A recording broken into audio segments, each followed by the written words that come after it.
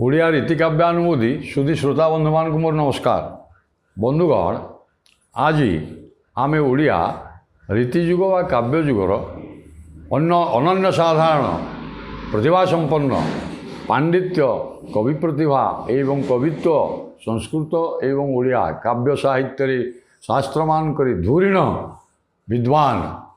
कविसूर्य बलदेव रथ जे कि आपण माने जानिचंदी से किशोर चंद्रानंद चंपू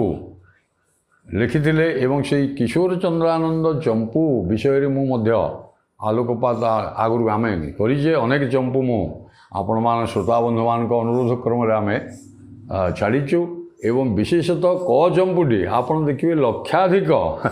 पाठक एवं श्रोता बंधु मानकर आदृति लाभ करी आपण माने मध्य आशा करुच्ची क चंपू विषय रे पढ़ी जदि अन्य चंपू आम छाड़ीचु विशेष आदृति